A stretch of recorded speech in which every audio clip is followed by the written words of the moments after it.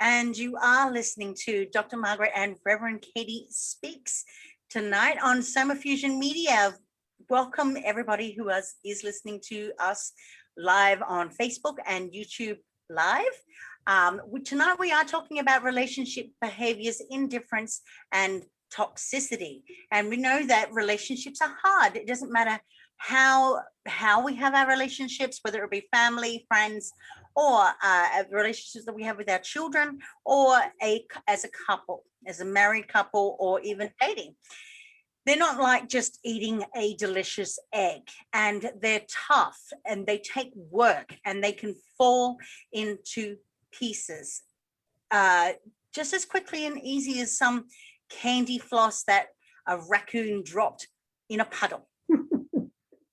But it can also be great and even better than a delicious egg. In fact, I know, and I do know that this sounds absurd what I'm trying to say, just this analogy alone. And you probably don't believe me, but it is real. And I'm very serious about it. This is, of course, at the end of the day, my specialty.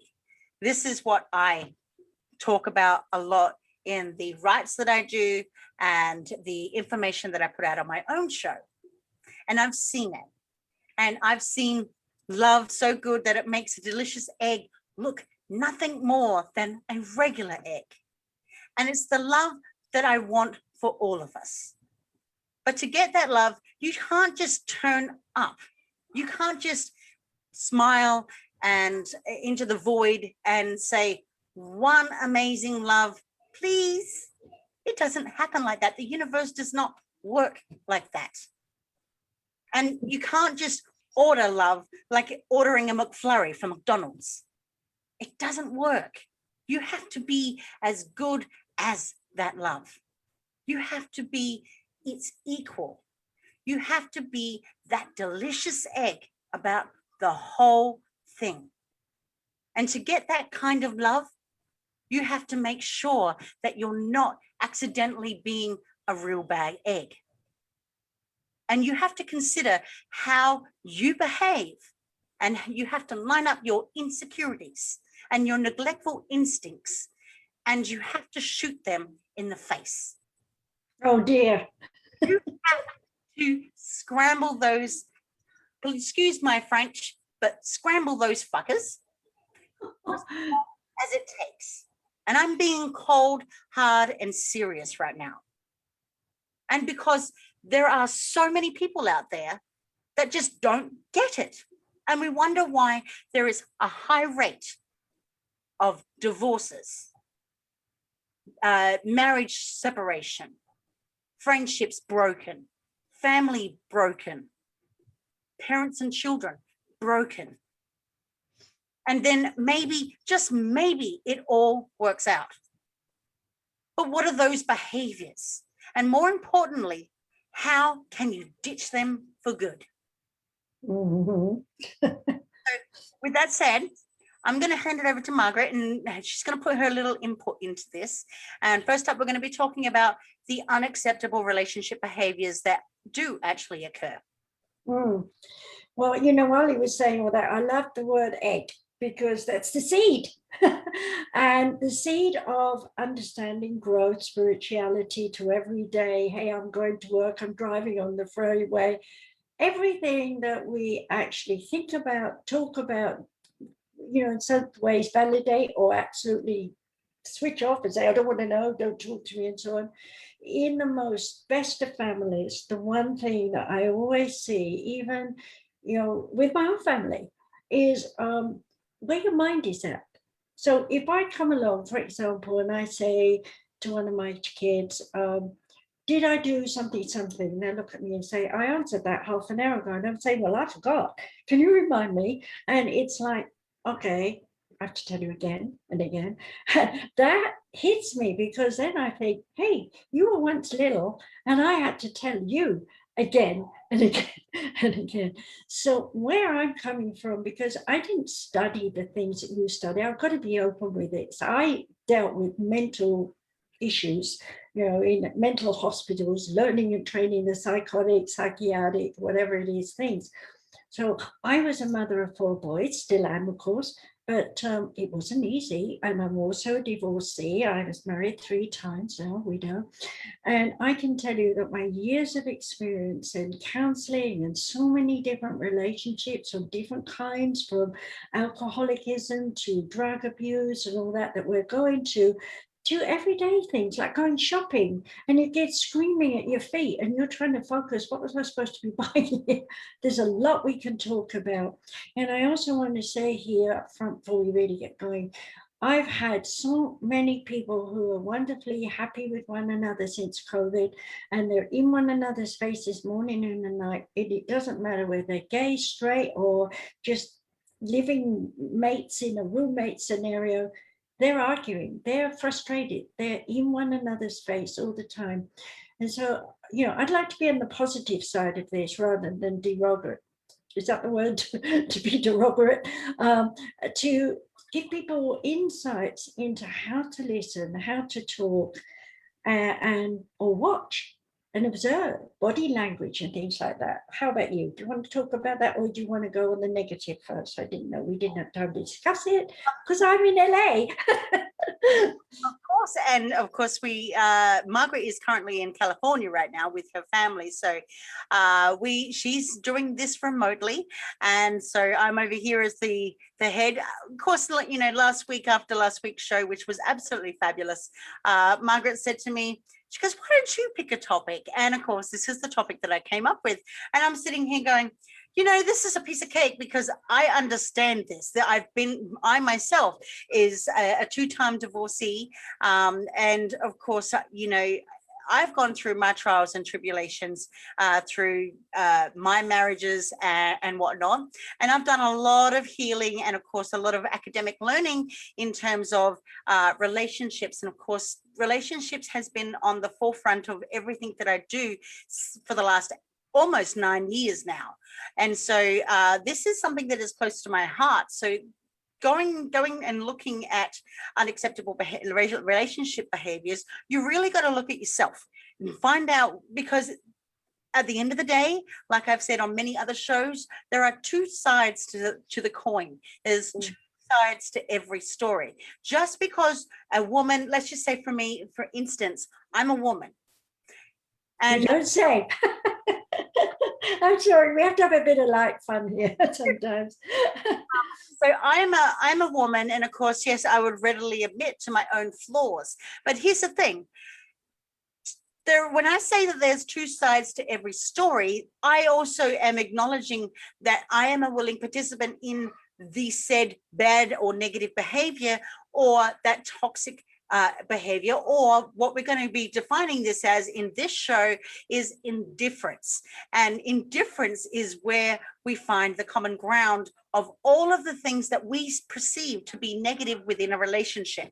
And so when I look at myself, we have to begin with ourselves before we look at our partners or whoever we're dealing with, the second part of the story, in order to heal ourselves and fix the flaws, or work on the flaws that we have within ourselves in order to make the said relationship work.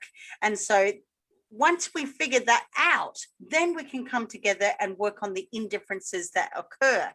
But with relationship behaviors, one of the biggest unacceptable relationship behaviors that most people don't look at is the use of ultimatums as a means of control.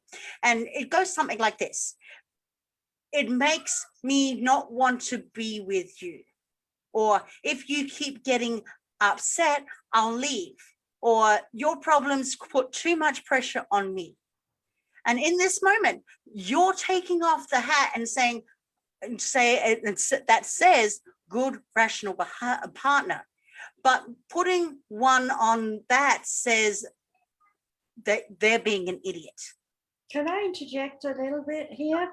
I'm sorry, but I think it's important we talk about dialogue in terms of words before we get to where you're talking about, because we have many different cultures. First of all, we have intermarriages, right?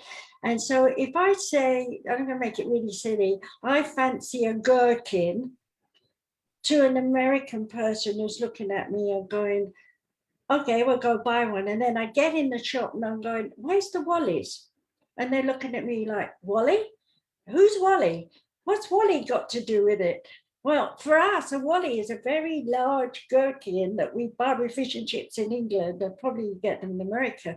So I'd like if we could go back before we get too heavy in the negative. Do you mind that, Katie, if we talk about how we listen, how we understand, and how we misinterpret those words because our upbringing has taught us to use those words according to the family tradition. And when we got a couple together and they got their family tradition, the dialogue may be well heard, but not understood.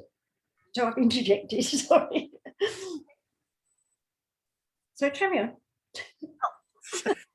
I thought you I just didn't want them to realize it. It's all about negativity. We have to, yeah. Well, this is why I was saying, I said, you know, in terms of what you were saying is that, yeah, I don't know why anyone would want to sell those designs either, but that's the fashion. But there's no rules in fashion. But there are rules, however, for being a good boyfriend, girlfriend, partner, husband, wife, or friend, whatever.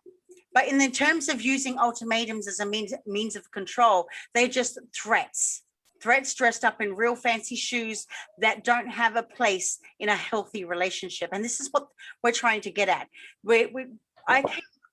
I'm speaking about this subject tonight because there are so many people out there that think that what they are doing is a healthy relationship, or thinking that they have a healthy relationship when sometimes they really don't. And it's okay if you think that, you know, just as a one point, if ultimatums are great, if they work for you, fine, great. But there are so many people out there that use ultimatums, and for people that do use ultimatums in relationship, any type of relationships as a means of control, they feel like they're being suffocated. They feel like they're being put on a leash. They can and can't do certain things because it's all, at the end of the day, it's like, you know, instead of using your presence, and this is how we would counteract it. If we, instead of using our presence in someone's life as a bargaining tool, you can listen whether you accept it or not. Well, if you talk about ultimatums, you know, I can remember being 3 years old and my parents standing over me and saying, now listen to us, you have to do A, B, C. And if you do not do this, you will have to go stand in the bathroom. So I think we grow up with ultimatums, and it's a very accepted part of society, because I'm so much older. And that, you know, we were taught that you have to do what you're told to do. Well, you carry that in the back of your head, and then the years go by, so you're an adult, and you marry someone, and you think we're going to grow together and share and talk, and suddenly it's, you know, because my first husband was like this. He would go to the cupboard, pull out the dress and say, wear this today. He was one of those control people. Okay, wear this jewelry with it, do this. I said, well, I'm not going anywhere, darling. No, I want you to wear this because you look good in it. Yeah. So if I said no, the ultimatum was in my face, you hear me, you're going to do this, which is what parents do as well. And of course, my reaction was, and there was violence. So I'm not mouthing anybody, but I'm saying there are people who are dealing with it. So when we say that there's these ultimatums thrown at us in adult relationships, I think it's very important to reiterate back that everyone learns this as children because we're told to behave. Mm-hmm. So are you behaving? No. You know, we have to bring some joy to this. I've watched a couple of us, and we're also serious all the time. And I'd like to be more lighthearted with people because they're out there and they're negative, they're depressed, and they think they're the only one with this issue, and you're not. If you're listening to us now, we too have suffered it. We understand what you're going through, and we can teach you how to not bite. Yeah? Yeah. So how would you not bite? Well, if you catch yourself doing it, you can tell yourself, enough, don't do that anymore. You know, because if you keep it up, eventually you won't be the leaving, you'll be the left. But what about the emotion that makes you do that in the first place? Could you do it without thinking? Because you're doing it, and you're going to deal with the guilt that comes behind just saying no. That you know, because a lot of people, we're all yes people. A lot of people out there are all yes people, and when you become yes people, we don't know how to say no. And when we say, we know that it's detrimental to our health in some sort of way. And so all we got to do, learn and reprogram ourselves to put down and say no. Have that boundary. But, you know, I go back to myself. I tried no, you know, in order to defend myself, protect myself. I just got beaten up. And I'm sure there's a lot of women listening who have been beaten up. But hey, let's flip it. There are a lot of women who are dominant and aggressive, and they beat up the men. If they're not strong enough to beat them up, you know, physically, they beat them up psychologically. And I'm sure there's some men listening and saying, my low self-esteem, low self-worth, what do? I go to the bar and have a drink. Did the woman drive them to the drink? On the other side, did the men drive the women to fear that they run away and get on the street with a kid and nowhere to go? You know, we need to look at how we behave by tradition from our upbringing. And also, you know, I was just talking about someone I knew, both the sisters are passed, so I can talk about them. One of them married a Jehovah's Witness. Now, I've got nothing yet, everybody has their own idea. But before that, she was my student, she was metaphysical, she was into all sorts of things. And the price of love was give up the family, give up her metaphysical stuff, and become a Jehovah's Witness. And she did that. And as far as I can make out, I lost a friend. I lost the joy in her face. I lost the look. I'm sure there are people listening like this, and we'd love to hear from you if you're listening, right? Yeah. Our calling number is 929-436-2866 with the meeting ID number 522-657-2748. So how were you back in those days with abuse? I put up, tolerated it, and was beaten a lot of the time. A lot of the time, in my experiences, I went through a lot of abuse throughout my entire life. In fact, over 27 years of abuse, and we're talking childhood as well. For me, ultimatums was that I was being controlled, everything, every step of the way. So it took me a long time to break out of that control, the habitual control, because when someone told me what to do, I had to go do it, no matter what that task was. It was always, I have to, and that's it probably had. There's a good side to that, and there's a bad side to that. So later on, now I'm in my adult life. I'm highly ambitious achiever, and there is no stop in me whatsoever. And yet the negative part of me is I don't know how to say no, but I'm learning to say no and say, you know what, my time more valuable to that other person than valuable to me. And now, yeah, you're saying no. That's a very important thing, because we all hate no. If someone's going to say no to you, even to yourself, no. I've seen myself say no to me. I'm not going to do that. And immediately there's a little voice in the back of my head saying, oh, but I want it. I need it, you know. So, you know, I think we need to, we're talking about psychology. I think it's very important advice to have a look at your history before you start judging your partner, and to get each of them to sit down and discuss how it was, so one understands where they're coming from, is very important. And most couples can't do that on their own. That's why they need a counselor. Yeah. And the other thing is too, is that, I mean, for me, the extent of my abuse that I experienced, and not to go into great detail, is that when I experienced abuse and I said no when I put my foot down and said no as a young child, I ended up beaten. And as a result of that beating, I ended up with broken bones. So I know both sides of the equation, where if I don't carry out a job or a task or something, or go against the grain, then it used to be like that, then I know that I'm going to get beaten for it. This is how it is. It's been like that for a very long time. Even went into my marriage, it's the same thing.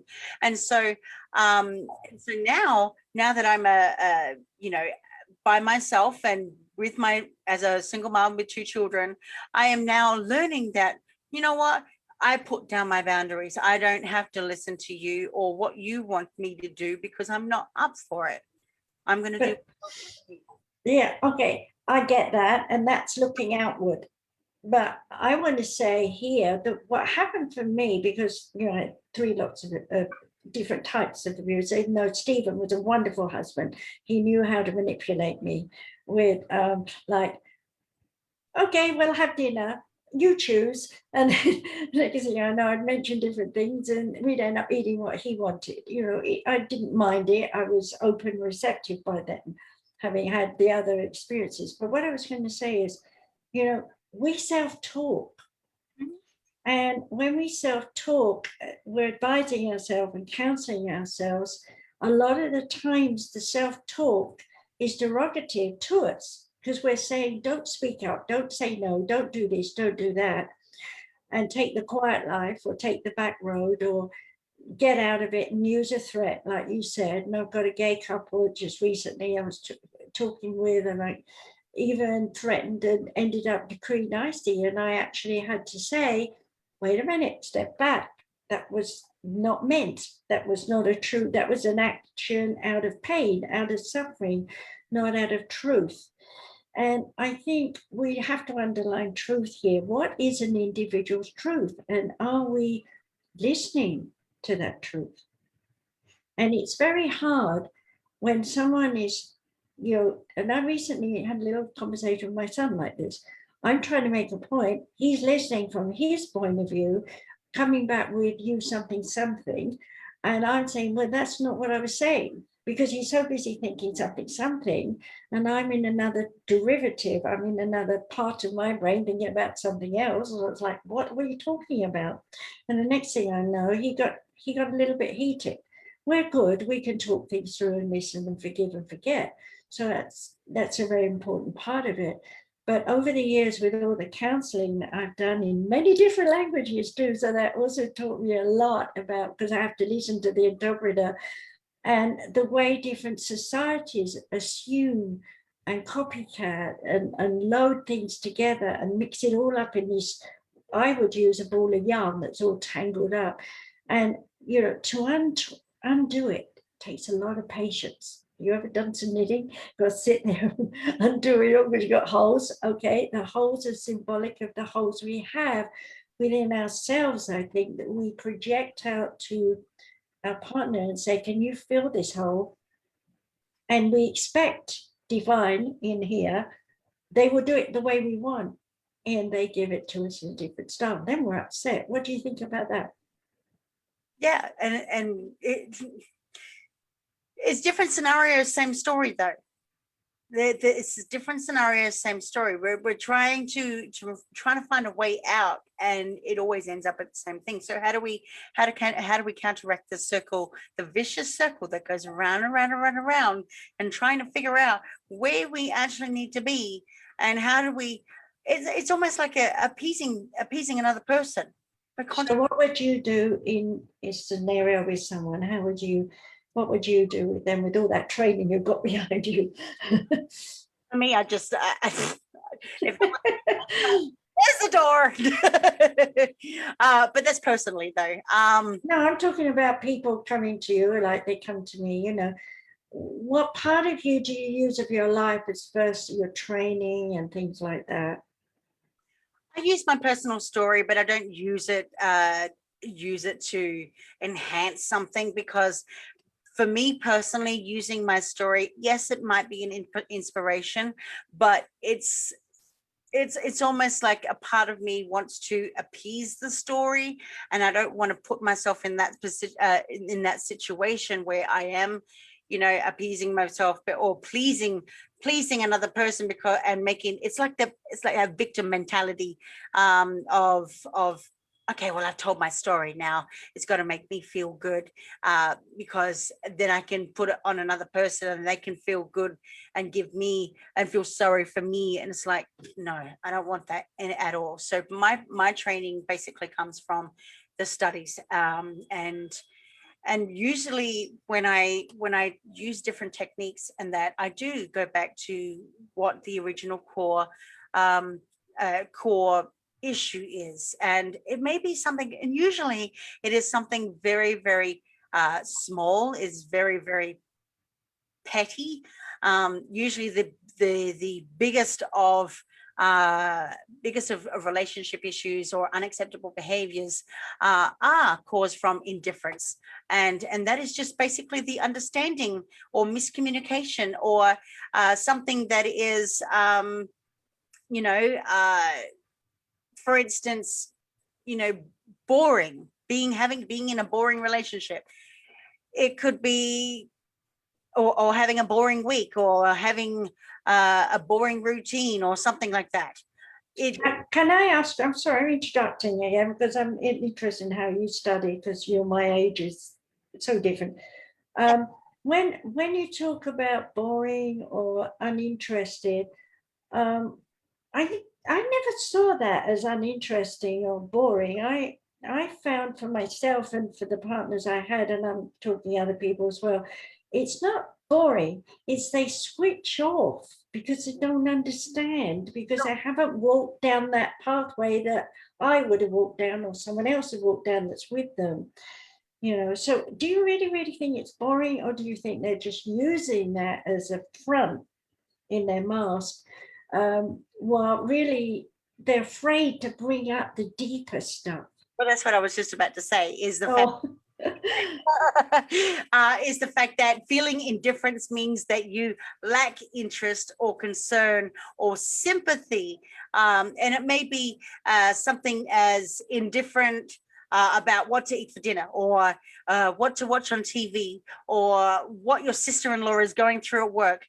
Indifference in a relationship can be a sign that things are headed in a downward spiral. And this is where we find couples that fight, and they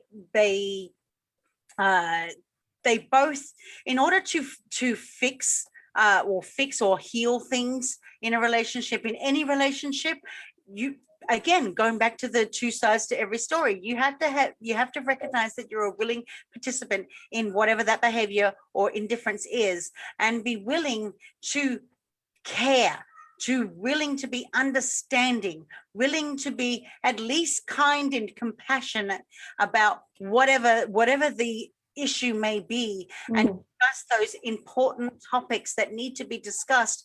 But what that does is indifference puts that passion for whatever you have on the back burner, so that you can learn about or fix that whatever the problem may be. But you saying that not everyone can do that. They can't do, it's so much in the forefront. And I'm going to tell you something, probably I shouldn't, but here we are. I know of someone who a while ago drove themselves in a car deliberately to end life. And, the acute depression, psychotic depression, many, many people don't realize they're in a relationship in a psychotic depression, and they want so much to be loved, to be hugged. Even if they mess up, they want someone to say, they're there, it's okay. And I'm going to go back to childhood again and say, I remember when I was young being the first to count to 100 in school, 4.5. And I got teacher clapping me, and I got badly attacked in the playground by the other kids because they couldn't do it. Okay. So a lot of our pride in ourselves, a lot of our belief and trust in our abilities, unfortunately, is spoiled not necessarily by parents who are praising us, but by our peers of the age group that we're going through. And I've seen this going on just recently around me in areas of people I know, my work and so on, that I found that time and time again, you've got to get to the core. Now, what did you get trained about cores? I'd like to know. We haven't really discussed your core energy. What were they teaching you in Australia? I was doing youth work in Australia, so it's a little bit different to the relationship indifferences back there. But basically, the cause was to go back and find out what those behaviors were and trying to work at them each and every one. But the whole idea was to promote open, honest communication, and basically the indifference that of the core is the opposite of love is not hate, difference, and to understand what to have a healthy relationship is and what the critical signs of it are. That makes sense. Yeah. So love and hate are all in the same, it's emotion, right? You can't love someone unless you hate them. You can't hate them unless you love them. You know? And so, you know, when you get a couple together, no matter who they are, and I'm going to go now into a work scenario, these people don't live together. And I'm going to throw this at you and see what you think. This was about 2 years ago, a story. This person was in this office. It was only 4 people in this office. And so they saw one another morning, noon, and night. They were working online. They were doing promos and things, whatever they were doing at the time. And the one came to me for reading and counseling and so on. And she said, I hate it. They keep putting me down. The other 2 are against me all the time. They keep telling me I'm not fast enough on the computer, or I should have known this and I should have done that. And why haven't I this and why haven't that? And I said, well, what were you employed at? She said, a clerk. I said, well, what did that mean? She said, well, it's just supposed to do filing, you know, on the computer and answering emails, that kind of thing. And I said, well, what are you doing now? Sales. I said, did anyone teach you how to do sales? She said, no, they just told me to do it. So I've been doing the best, and they keep telling me I'm not doing it the right way. Now, there must be hundreds of people who can take that little story into their relationship, into their friendships, into their work colleagues and things. So let's go there and see what you've got to say about that. Well, I was just going to say that that's exactly the analogy that I had before, is the fact that it's all about going back to the resources that I give to the core is to promote that healthy communication and honesty within that, but making them realize that just because one thing, it's summing up what you just said, is just summing up indifference. And the key to this whole scenario is to try and figure out what the bottom of the story is, whatever that may be. But you can't do it if you're not going to accept or be a willing participant in anything.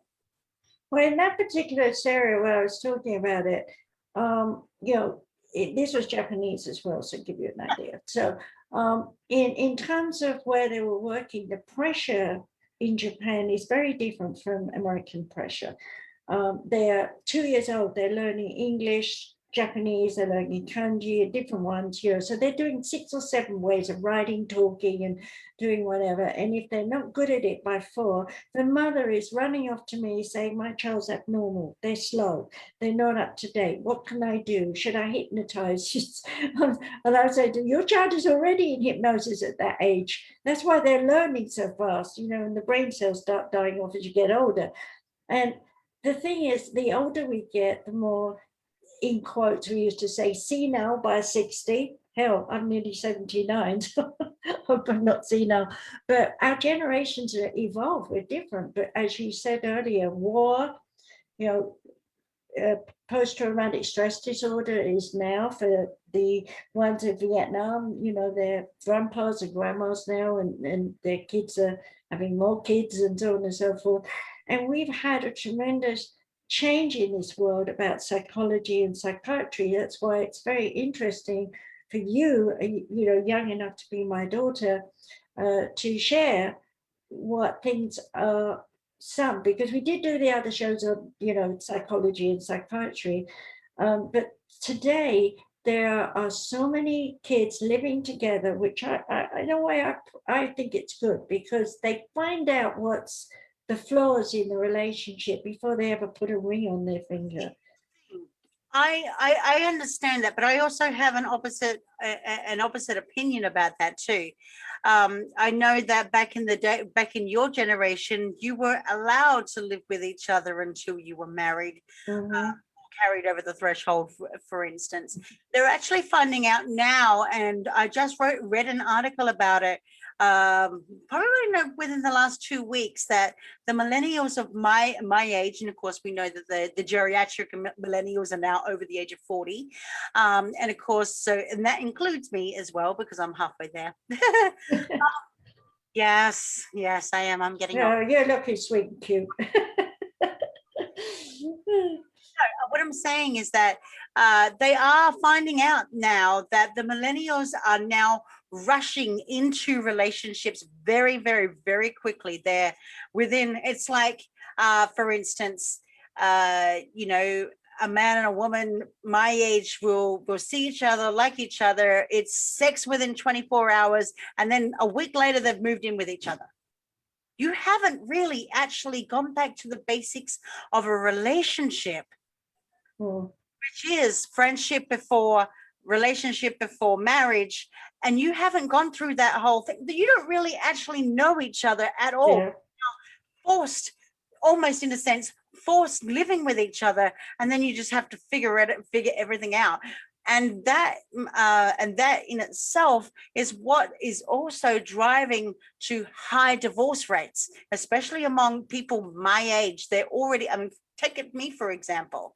I'm almost 35 years old. I have already been married twice, and you know, at the end of the day, these were 2 failed marriages, and I'm sitting here and I'm going, well, what did I do wrong? I mean, I know that there's other circumstances involving it, but just in general speak, I'm sitting here going, you know what?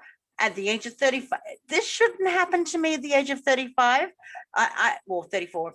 Let's just go 35. But it shouldn't be happening to me at my age. I should be able to settle myself into a relationship, and, you know, somehow, whatever the circumstance may be or the situation, I should be able to have a long-term relationship, whether it be marriage or something else. But now it's gotten to a point where, you know what, I'm 34 going on 35. I've been married twice. I've already had my children. It's like, okay, well, what is marriage? Now I'm defining and asking myself, what is marriage good for? What purpose does it serve me if I've been through everything that I've been through? And now it's like, okay, well, why can't I just go back to the basics and just have a friend and have a companion, someone to share my life with? Well, you know, the thing about us all is, you know, number one is, you know, we're all capable of I can't hear me anymore on the way I was hearing you. So can you hear me okay? Okay. So the multi, I don't know why it's different. I hope it's coming out all right. I'll just keep talking. I sound like I'm in the room now instead of in my hearing aid. Okay. So the multifaceted personality traits that we have between being the devil and God, if you like, comes up time and time again in the way that we behave with whatever we're doing or not doing. Okay. And there's a little imp in there, a little judgment call going, I'm right, you're wrong. And if we say I'm right, we stand on our high horse, as it were. I'm up here and I know better, and I'm going to tell you exactly what to do. And when I tell you exactly what to do, I expect you to behave, because that's what my mother said. I'm supposed to behave, right? And then if we're on the other side, where, you know, someone's telling us that you're not doing right, you're not perfect in what I expected, etc., then we're being chastised and put down. And the natural thing when one is put down is either to crawl away and hide in a corner, or stand up and fight for your right to be free. And depending on which side of the fence you're on. You're either going to be called a mouse or you're going to be called some monster, that's eating up someone else. And it's very hard to find that Buddhic middle road where you listen and learn. And the Aquarian age, as I said in the last shows, is bringing that into us. And until we change the model of how we perceive relationships, we're going to carry on doing what the Piscean age wants anyway. So when you say we're going back to marriage and sincerity in it, it's a second time around, isn't it? For some people, it's their first time around. For some people like me, it was a third time around, but that didn't mean we solved it because we got this upbringing from the past. I think, and I listened to my spirit guides and they talked to me, they told me it will be 3 generations in the future before we will understand how to listen and communicate. That's a lot of years. That's 100 years. Yeah. And that's why, and like I said, it's always going to go back to the basics: communication, honesty, and everything else that incorporates it: compassion, kindness, understanding. A lot of people just don't know how to do that because we live in a robotic world. We really do. We act as robots, and so we do whatever we feel at that particular time, and we just go ahead. It's like we're on. What's the word I'm thinking of here? Well, you see, hear, feel, touch, and taste. Boom, I want that. And you know what I think's done that to us? The computer. Yeah. Because it's there. You can have it. You can, I want such and such. I'll just look on Amazon and order it. Well, it's the kind that we tend to think about relation. I'll just say this to you and I expect you to know it and understand it. I see myself doing that sometimes with my kids, because I don't know. So I'm saying, I see this, I do this, and they look at me like I'm insane. We are insane. Maybe. Yeah. But going back to what I was saying about the millennials, there is, but the other thing is too, is that a lot of the millennials now are impulsive. They're very, very impulsive. They're very, very rushed. They are quick to, rather than seek independence and freedom, they seek to find connection in another person, because at that point, regardless of toxicity and indifference and all of the other relationship problems that we can think of, they're rushing to it because of what they may have outstanding debt. They may have, they need somebody to support them through. It's kind of like caring at old age. I need someone to support me through it because I can't afford or work through it on my own. So you're meaning the Prince Charming scenario, whether it's female, male, it doesn't matter. It's like someone that's going to rescue you from your situation.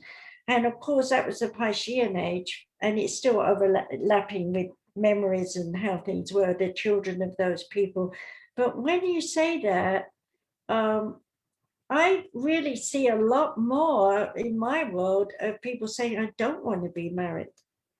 Yeah. I'll live with someone, but I don't want to be married. Yeah, and that happens with the first time impulsive. I'm just talking about my generation, and my generation. Yeah, they are impulsive to begin with. Some of my generation, from especially millennials, that have been married young, already had their families, had children. Some of them haven't. I'm only just talking about the things that I know from my personal experience and from some of the research that I've seen. But yeah, their relationships become transactional. They get married and then they have this hell, to hell big fighting match or whatever that may be, whatever the circumstances may be. They go through that hell and then they realize, they put their foot down and they start saying no for once. And then they start realizing, I was the one, I could have been independent my entire life. And I'm only just realizing it now. But you say that would fit with our Western culture, right? But like if I go over to Japan, I'm not quoting anyone particular, but because I saw over 20,000 people there and toured them. But the main scenario there is that culture is different. I won't go into all of that too much, other than to say that families stay together. Mother and father want a wife for the son, so there's an arranged marriage that still goes on. They don't know one another, so there's your two people getting together, millennium people, and they get together and they're supposed to produce a baby to carry on the line. Okay, so they do that, and then they get pulled into the family business, or the family says go out and do this A, B, and C.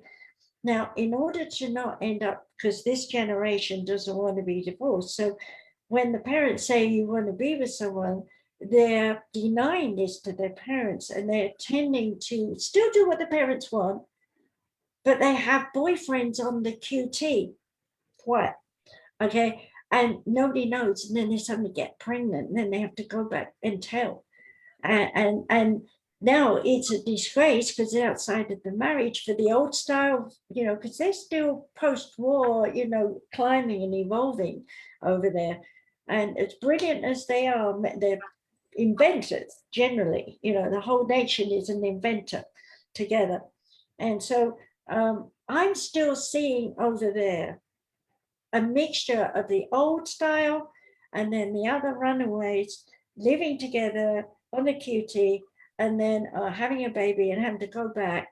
And there's a whole misunderstanding and yet an understanding of, once they get into the world of metaphysics, once they get into understanding that there are freedom of choices and all these different things that I was teaching over there, they started to realize that they didn't have to carbon copy their ancestors and carry on the family tradition and so on.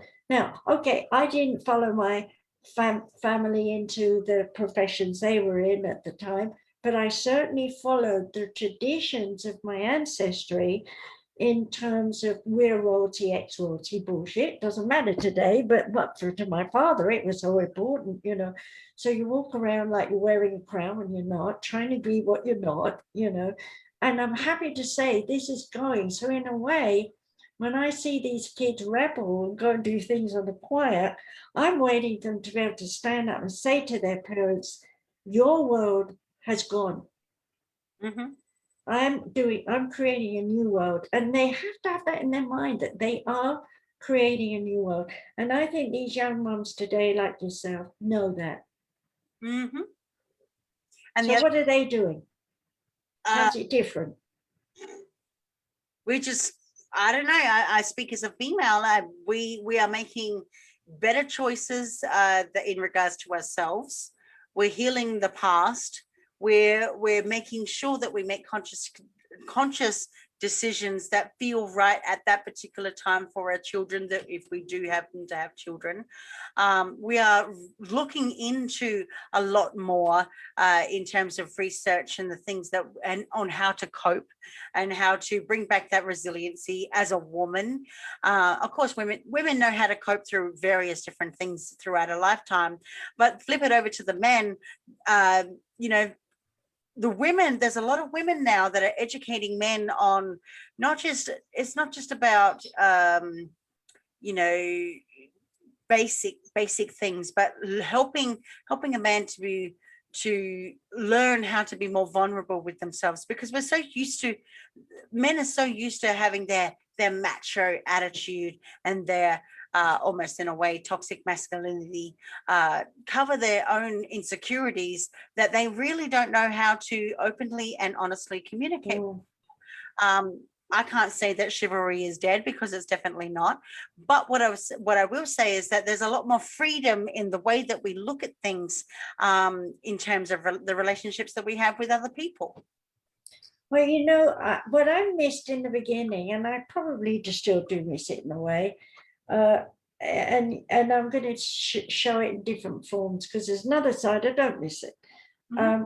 When I was a kid, Mum would go in stores and they would all say, hello, Mrs. Polkson, or Patricia, whatever they called her. And I was known, my name was Margaret, and it was like the shopping person was someone you could trust and listen to, and everybody, same the bank, no matter where you went. Now, I went into my bank this year for doing something, and immediately the girls about your age, and it was fine, I had no offense on it, called me Margaret. And so we were talking and doing the business, and I thought that was very personalized. I liked it. Now, when I was to chase for a similar thing, and I was like, and I realized this person had got out of bed the wrong side, as we used to say. She was angry. She was frustrated with her job. She was frustrated with her life. And she decided to be as curt as possible to me. And so I stood way back and I tried to be really nice and say, I really appreciate what you're doing for me and so on. So that those two little examples, we face that wherever we go shopping. There's some people really nice, there's some people horrible to us. And at the end of the day, we're tired, we're exhausted because we've been dealing with all these, whether it's on the computer. I mean, you know how it was with COVID, on the phone for hours and hours and hours, just ring, ring, ring, ring, and the same message repeating over and over again. I mean, that's enough to drive anyone angry and insane, right? And then hubby comes home or whatever it is, kids come home, Mom, I need this, I need that. Oh no, more on top of my head. Now that's for everyone. It could be the children with the teachers, it can be husband with the colleagues at work, it can be all of us coming together in the home at the end of the day, and not one of us is a happy camper. And then somebody dishes up spaghetti, should we say, and everybody goes, I don't want that. And it's like, how can you? I just slaved away in the kitchen, I've done all this, you don't want it. And the next thing you know, everybody is arguing. So, one rotten apple turns everything back, right? So one mood, you take it home from work, you take it home from shopping, you take it home from the school, you take it wherever you've been, one word can start the whole family into a downward spiraling argument. And if that happens every day, where are we going? Divorce? Kicking the kids out? Beating the kids up? I mean, I've seen so much. I know my parents were very post-traumatic stress disorder from World War. Well, I was too, because we were bombed. And I told about that in my life story book, My Journey into the Oneness. But, our lives, whoever we are, it's not about being unique. It's the sameness that we have to realize. We're the same inside. We all feel, we all get upset, we all get angry, we all expect the worst, we all think we're going to fail, we all hope and dream we're going to be super duper something. Mm-hmm. What's your super duper? What do you want to super duper with? I have no idea. Never actually thought about it. Well, for me, it was always my work. I would do it till the day I die because I was encoded with that. But I have to admit, there are super duper things I love to do that you're doing. Like I did do a drawing, by the way. I didn't ask for psychic help. I just wanted to see if I could still draw. And I drew a man's face just out of my own mind. And I looked at it and I went, that's lopsided. I immediately critiqued it. You have to show me now. Oh no, I'm not going to show you now later. But I can't even get to it because of the computer. But the bottom line is we all have talents. That's where I want to go with this, okay? And people put us down for having a talent. It's like I played golf years ago, just with Steve, and I come home and I say, I did an average of 5 points all the way around. And immediately I go, oh, well, I did 4. You're not as good as me. I said, to hell with that. I was in the sun. I was on the grass. I was having a lovely time. I don't care if I took 300 to go around. It's getting away from the world. It's being what you want. So how would you like, if you didn't have the kids in school and your busy life, I know I've been that pathway, so I know where you're at. What's your hope? What's your dream? Where would you like to go? What would you want to do? And I'm saying this because I want people to realize we must have a dream and we can't let anyone burst our bubble. I actually currently don't have anybody bursting my bubble, which is great because I can continue on with what I love. And what I do love is doing exactly what I'm doing right now. In the many facets that I am.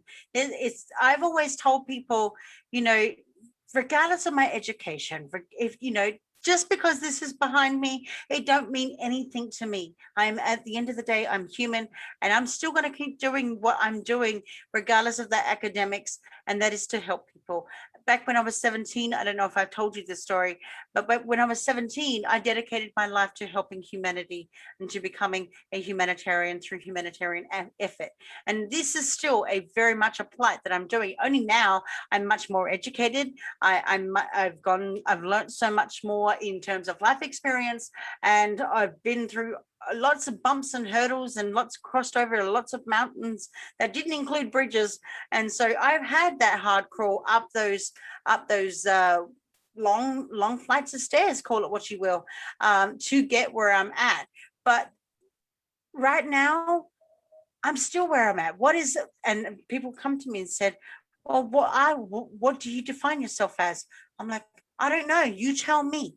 And I don't say that because I don't know who I am. It's because what I give out to the world as a gift or a talent or whatever, it is so natural that regardless, if I look at myself in the mirror, I don't know what to define myself as, because I set out a goal in life, regardless of humanitarianism. I set out a goal in life to do and try everything. And it doesn't matter whether I try and succeed or whether I try and fail. It did not matter to me. It's like you only, like the YOLO lifestyle. I don't know if you've heard of that term. YOLO, you only live once. And so by trying, if for instance, I've never had a snail before, then I go try that snail. If I don't like it, I don't like it. If I do, I do. It does not matter to me. And it's the same goes with relationships. I'm a person that tries to experiment or tries to experience every type of relationship there is. It doesn't matter what it is, and that doesn't mean that I deviate from the norm or the tradition, from the traditional sense. It means that I am better able, because through experience I explore and I'm able to grow upon what I am or am capable of becoming. Well, what you said there, as far as I understand it, listening to you, and this is all about dialogue and how we interpret what we're saying, I actually feel that in many ways you're like me, of course, focused on your career, okay, because it's what you love to do. But I learned at a very young age that I love to go on stage, I love to sing, I love to act, I love to dance. And I love tennis. I was full of sports. This is all my youth, you know, when I was in school. And whatever else was available, I would do. So I would sing and you know, and I've had a good career on that side as well, not being paid for it, but I mean, amateur career, even modeling. I've done all sorts of things. And here I am, nearly 79, 2 weeks away, and I'm back again. I'm on the tennis court. Okay, I have to get away because my mind isn't technical like yours. But even if it was, and I parallel that with my metaphysical education throughout life, teaching people, I need an outlet. And people, this is why I'm bringing this up. People need an outlet. And what families are doing right now is locked up together. And I saw a very creative video where this family all dressed up and put hats on and sung this song and did something. I think I shared it with you.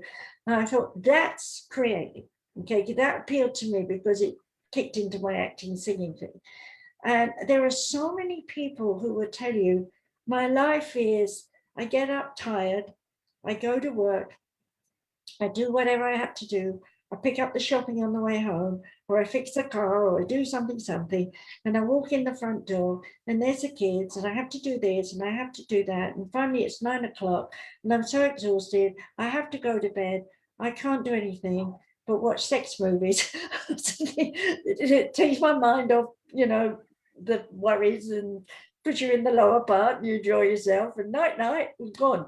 Okay. Well, that's a routine that is a habit.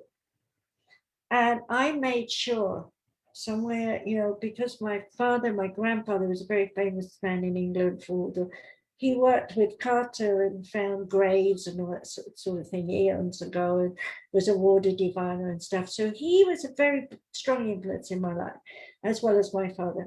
And I was told at a very young age, never limit yourself. So I want to encourage people, if you're feeling blocked down by your lifestyle and the way you think, the way you feel, it's very important to find an outlet, whether it's artistic, like you found drawing, whether it's singing, dancing, or even if it's dancing around your island in the kitchen, exercising. There's a lot of people working out right now. Get that anger out of you, get that frustration out of you, get that poor me out of you. Outlets let you do that, because the outlet with the mind is creative, switches off from the worry, the judgments, the issues that you're constantly doing while you're working. And for a mother, a woman, this is another point I want to bring out now that you take over. Was it Men Are From Mars, Women Are From Venus? It was written so long ago, and that is one of the most important things. A man must understand a woman can go from here to here in a minute millisecond. A guy has to process, bring it slowly down. I see, I hear, I talk, and I'm kind of understanding, and I'm getting some feelings around here, and I'm finally down in my base chakra. You mean you want me to go to the store for you? Well, I've got 400 things to do, but I'll go in an hour's time. Meanwhile, she's saying, I've already processed it. I can take this, and I can take the card, I can go here, and I can go there, and I'll have it all done in that hour. I'm exhausted. Pretty much. What I was going to add to that too,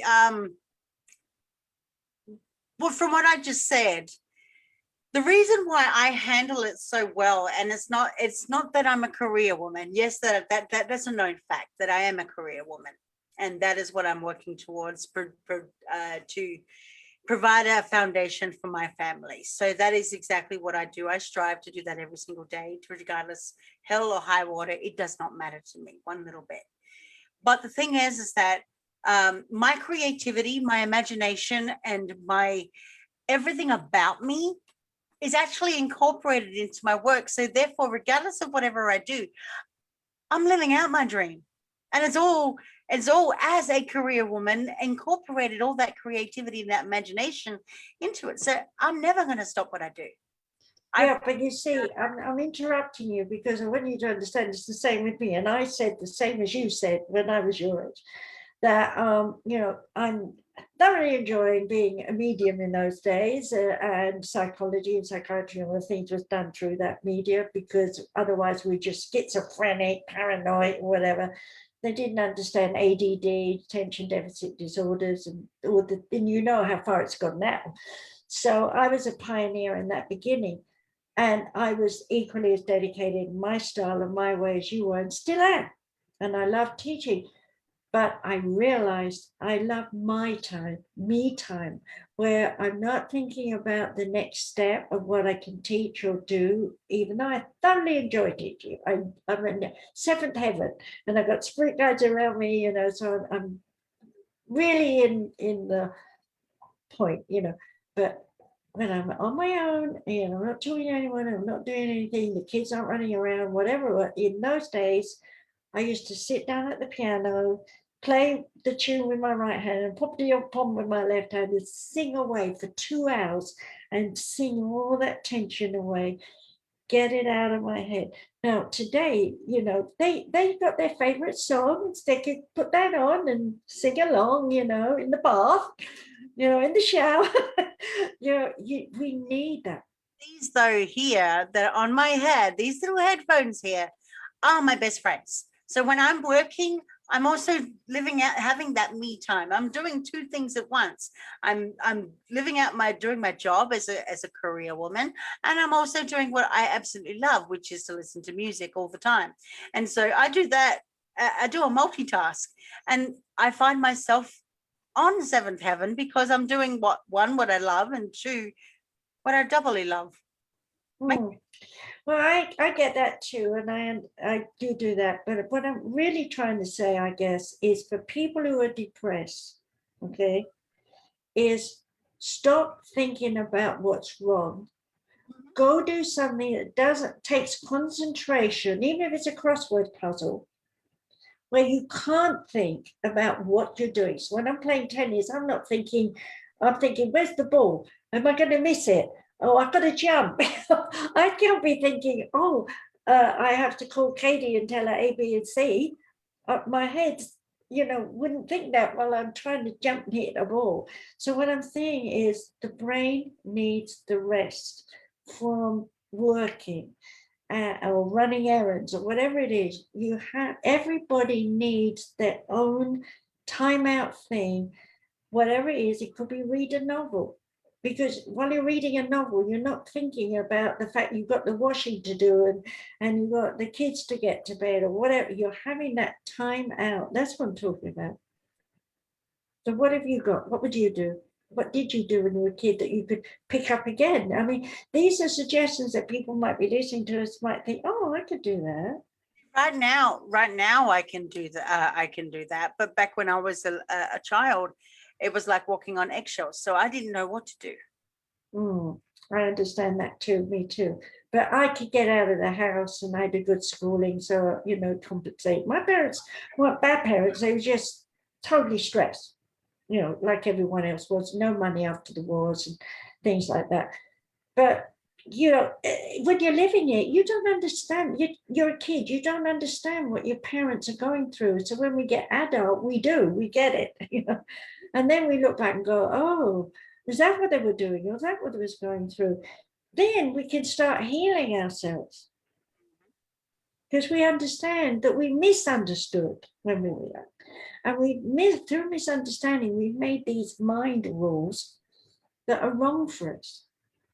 Yeah. So I like to use the hypnosis and the meditation on myself. I listen to my spirit guide. And even now, for all my years, I still meditate at least 3 or 4 times a week. Because every day I see something happen, and there's a part of me kicking back here in this part, going, that was a memory. You don't need that anymore. That's history. I meditate while I write.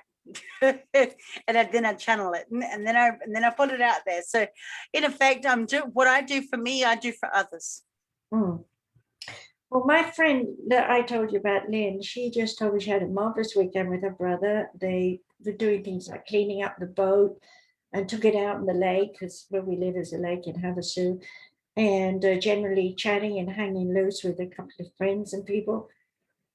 That's what's important, and people have missed that. We've been locked up. And how can you have friends with the people you argue with over, you didn't do the washing, you look at your room, tidy it up, I'm sick and tired of how can you have that time? Well, back in my day, because it wasn't TV, I took my kids up the park. We can't do that now. I put my kids in tap class, I put my kids in judo class. All this was taken away from mums. So going back to that little family, did this little song acting thing. I kudos to them, and I hope many people watched it and thought I could do something like that at home, that's away from work, away from family. Crafts, knitting, sewing. I mean, kids can put those planes together while you're thinking about, where does this go and how do I stick this down? You are not thinking, Mum's going to yell at me any minute because I didn't do my room. That's what I'm talking about, separating, the craft. So to me, when you started drawing, to me, that was, you were separating yourself from the computer, and you were and you should show some of those sometime on one of the shows. So you really need, and you've never drawn in your life, had no lessons, Have you got any nearby? Because I want to show people what they could do too. I can give you a moment. Yeah, okay, I'll just keep talking while you're gone. So the thing that if you're listening to me, I want you to understand that you are talented, whether you know it or not. You may tell yourself you're not talented, but you actually have talents. They're inbred in you by watching people who were models for you, whether it was a teacher or whether it was someone on the TV, or maybe you like cartoons and you've seen all those little things running across your screen, and maybe you could draw cartoons and you won't know till you try. So there's many different crafts that you can try, and you've got them there. Yeah, I do. Yeah, okay, she's back. So let's see. How's that for first time? I haven't seen that one yet. That looks like in a way, like my granddaughter. Just the lips a bit, the eyes are like her, and she had long hair like that. See, that's something else we can do. When we draw, someone else can see it different from the way the person who draws it. Like Dali's artwork, people thought he was crazy, but today we love it because it's off the wall. It's not normal. What else she got? Going to show us a couple more. Yeah, hang on. She's very, very good, people. I like what she's doing for a first-time artist. I will tell you, I will tell people that again that I have had no training in this whatsoever. I had somebody come to me not too long ago and said, you need to get this, like vine charcoal. And I'm like, what the hell is vine charcoal? I'm like, I don't know. They were telling me all about, oh, you got to go down to the art store. You got to get this, and it will help you, and you can do smudging and all of that jazz. And I had somebody that brought me this, and I'm like, what is that? I'm like, I gotta go Google it and find out what I gotta use it for. And so I got 5 different cans of stuff. And I'm like, I don't know what this stuff is used for. So now I'm trying to figure out, I'm Googling everything now, YouTubing it, so I can, because I've never had any formal training. But what I will say is that there's one drawing that I have had multiple people that's still trying to figure out who it is. And it's this one.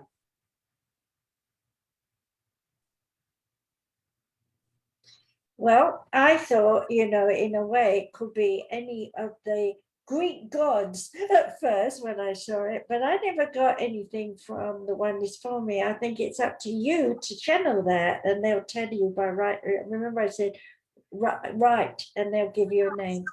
Say to me that it's Jerry Maguire, the singer. I've had someone tell me that it's Dave Navarro. I'm like, who are these people? Myself. I've had someone that's told me that it's Roman Reigns from WWE, and I'm like, I'm looking at this and going, I don't know how you're getting this. Well, you got to know, I can't remember the exact thing, but there are only 12 basic eyes and so many basic cheeks. And, so when you go to the police and you're going to identify the person that knocked you over in a situation, then when you say, well, the eyes were narrow, they're bigger or something, they build I remember that one. I thought that's very nice and cartoonish, and that does look like someone that could be a superstar, or it looks familiar. But whatever you're drawing, you're inspired, right? You don't know what you're going to draw. And I think it's important that people understand this. Katie could not draw. She would have said beforehand, and she's just started doodling, and look at what she's doing. Had no models in front of her, no person around her. So I want people to realize that your inspiration, your talent comes not necessarily through psychic sometimes it comes through an ancestor. Keep showing while I'm talking. Sometimes they're, an ancestor way back that you didn't even know who had this talent, and you've inherited that in your DNA, in your genes, and the way the chromosomes grew your body and your brain. Isn't that lovely? Yeah, that's really good. So you see, so wherever her inspiration is coming from, Wow, I haven't seen that one before. Where's the top of it? There isn't. Oh, right, we'll have to look at that. What are we looking at? An arm, a shoulder, and a boobie or something. Right. Yeah, yeah. So you see, the oneness will help us and inspire us, but our perceptions of how we see the world is how our psyche puts things out from us. So, for example, let me talk about singing now. When I grew up, I had my mother singing. She liked to sing, and she was singing vaudeville songs, which most of you listening today, very essential. Your things, yeah. So that's her theme right now, but that doesn't mean it'll always be sensual. She might, be ending up drawing trees. When I was a kid, I drew a lot of things that I had art class and whatever. But when I did it on my own, I was drawing cartoonish things too. I can't show you those; they're at my home and locked away somewhere.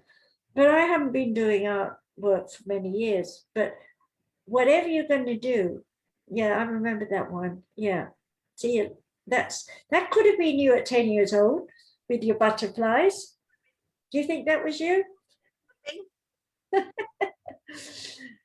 So, spirit will give us what we need. Now, I was talking about singing. My mum used to sing like just like the Ivy, for old people who were listening and know that. But I don't know all these popular songs. But just recently, I've been listening to Il Volo a lot. And while I know the tunes, I don't know Italian, so I can't sing along.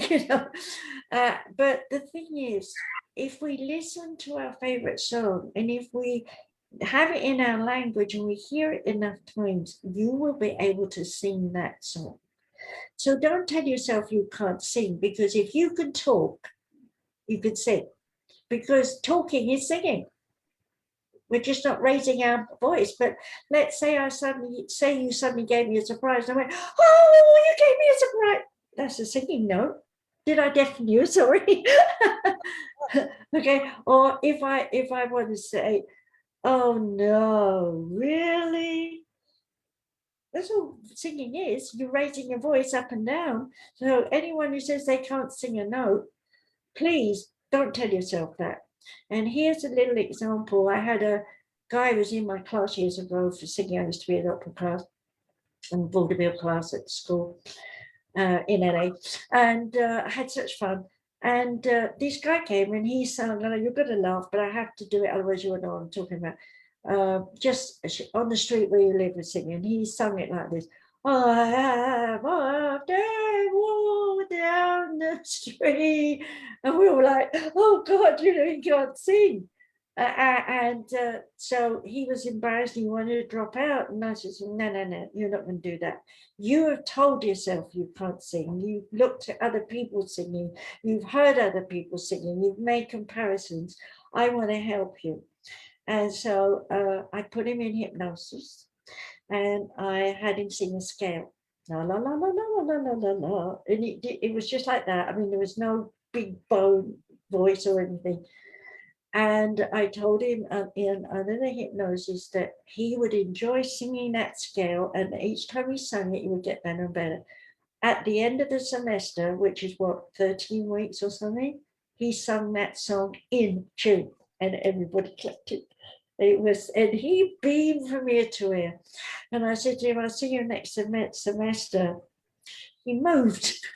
I can't tell you the end of the story, whether he kept up, but I want people to know by that story that you can let yourself be hypnotized. You can listen, there's loads of stuff online, including me, I've got stuff, where you can learn that you can undo by giving yourself hypnosis to say, I can do. Yeah. Right? You did the same thing with me when I was in Vegas last year, and you actually told me to tell somebody else that I would have a different I would have a change. But Yeah. say that to other people, they don't believe you, and then all of a sudden it happens.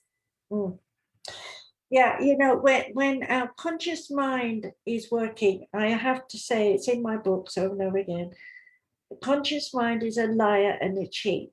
It explains, it makes equations, it rationalizes, it justifies, and you go through all these ideas and backwards and forwards and round in circles and whatever, and you get more crying, more depressed, more this, and disappointed. And there's so many emotions we could mention. And once you crash, there's nowhere else to go. You've crashed. So where are you going to go? And I crashed and died. And the only place I could go after that was up. Okay. And to go up, you have to stop believing and thinking the way you believed and thought. You have to change it. And that's where hypnosis comes in. And I came to America in 1982 as a keynote speaker for the first ever Mind, Body, Spirit. And nobody'd seen any mediums here. Can you believe that? Nobody'd seen the demonstration of, talking to 50 people and giving them a message that quick, because you know what you're doing. Okay, so it was new to Americans. And the thing that I realized when I was doing that was, I have to tell the story, sorry, boring people maybe, but all the hands went up all around me. And so Spirit Guide said to me, tell them to keep their hands up, think their question, and I'll give them the answer, which I did. So a simple thing, let's say someone was saying, should I buy a car? For chakra. I'm still blocking, still working on it, even years later, because this speaks all the time about everything we are doing, and whether we're lying or excusing or justifying or explaining or whatever, this brain is controlling this, right? And so here I was giving this message, and as a result of telling everyone, i.e., should I buy a car? No, you're not ready. Your finances will not be available for another 6 months. That person came up to me afterwards and said, how did you know? I said, well, I didn't know, they knew. Okay, well, in the same way, every one of us has a psyche ability. You're using yours with your drawing and your intuition, you're writing your books and all that. And there are people who are mathematicians and things like that. And they say, I don't have all that gift. I don't have all that. Hey, the fact that you can run those logarithms and write all that scientific stuff, that's your psyche skill, because the average us can't do it. I want people to realize we all have skills, talents, and it's not just something you do. You've got to be proud of it. You've got to love it, and you've got to enjoy it.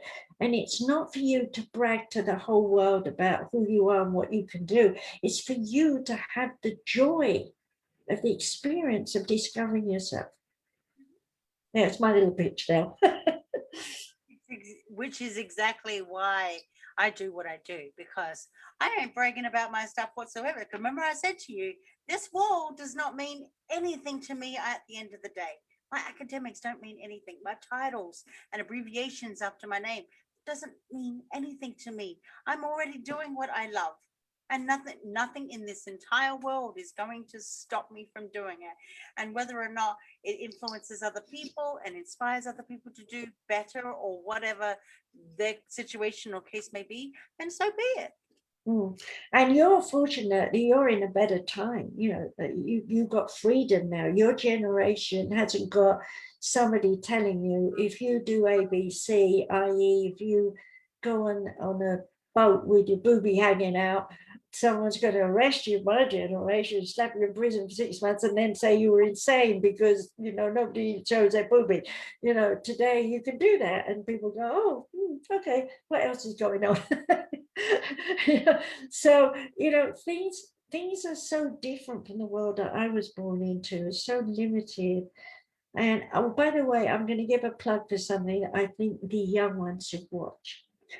The World at War series. Do you remember that?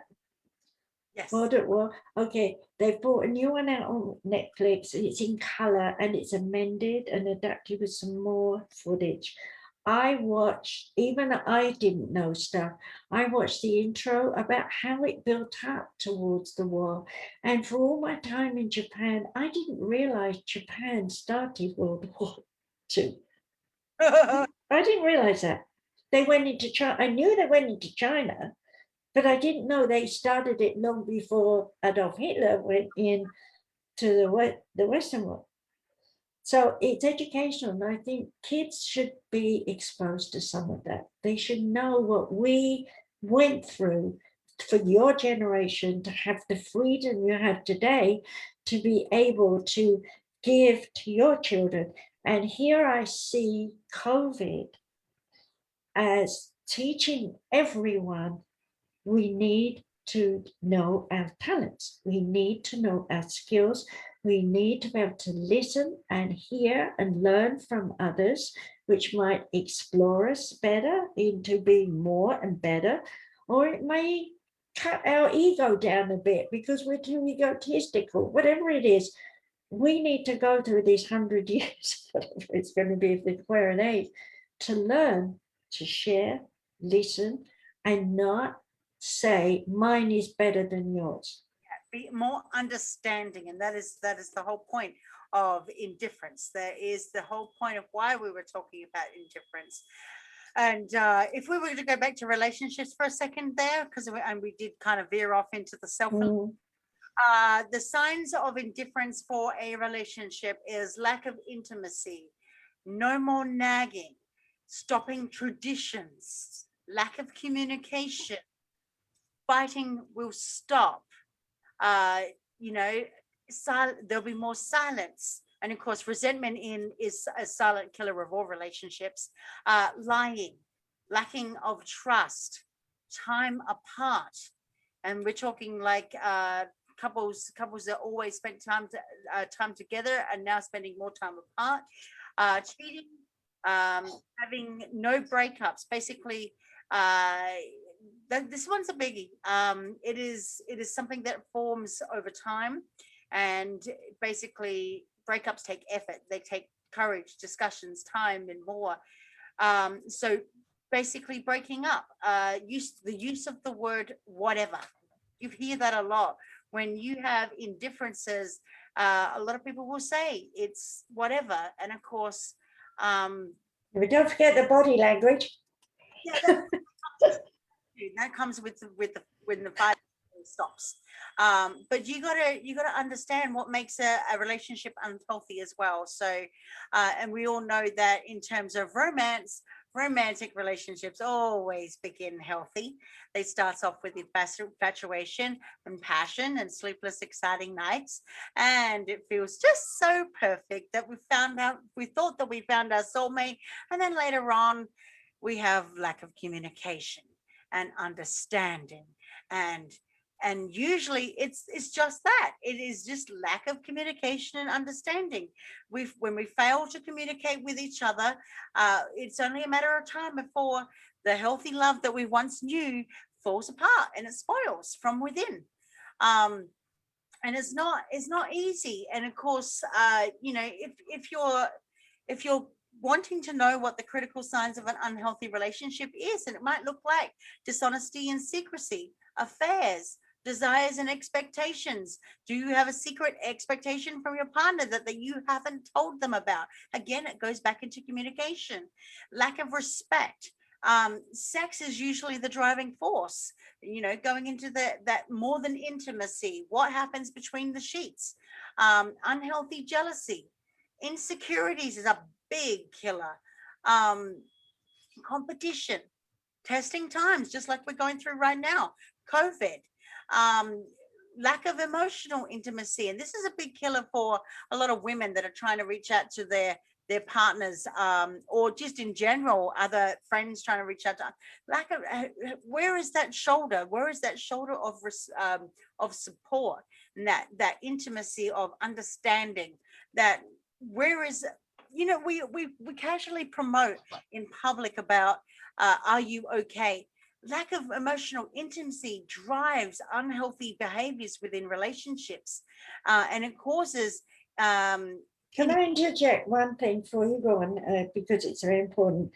Physicality in relationships, one of the biggest things over the years that I've been researching, I think you should mention a little bit more, is not everybody fits in the right places, and that could be a problem. Well, this is the other thing. I'm going to deviate in about 2 seconds from this because obviously there. If we continue on, it's going to be missing sex in missing a sex life, sexless marriages, relationships, and all that kind of stuff. Comparisons. We are so hell bent as humans to compare ourselves to other people, and of course we got to realize that we aren't perfect. Nobody's perfect, and if you are perfect, I'm not even going to say what I'm going to say, but no, the you love being in love. If you aren't in love, then you're not going to feel that. You're going to feel an opposite. That's an unhealthy relationship. That's a critical sign that you're having expectations and demands from families, controlling streak. You got to remember that relationships are give and take. Relationships need compromises and sacrifices. We just had a whole show last week about sacrifice. Relationships do need compromises and sacrifice to healthily function harmoniously. Can't speak English today. The incompatibility level. Some people go in thinking that they're compatible with their partners, and then they find that their love may have blossomed perfectly, but they don't have any communication. There's nothing worse than having a partnership with someone who you think is great to begin with. They can talk by text, but they can't talk to you in person. Let me interject there, please. Online relationships. I've had several people come to me. Oh, I'm in love. Who with? How did you meet anyone? Oh, online. Okay, well, what have you been doing? Well, we've been talking, and then we got physical. And I'm saying, well, okay, that's wonderful. That's an outlet, and you're letting go, and da. But who is this person? How do you know what they're really like? And go back a little bit more than that. I had a story that I could tell about someone who was really trying to help someone else, and they were saying so much stuff. I won't bother it all. They sent her an engagement ring, which turned out to be one of those cheap zirconian ones that look nice, but silver is zirconian. And all her friends around are telling her this is not the person, and Anyway, it turned out in time to understand that the adult was actually a teenager who's being paid in Africa somewhere to type and pretend that he was an adult and get all this money from him. And that is something that people have to be aware of, not only whether it's on the computer, but in real life. People will tell you stories and con you because you're vulnerable.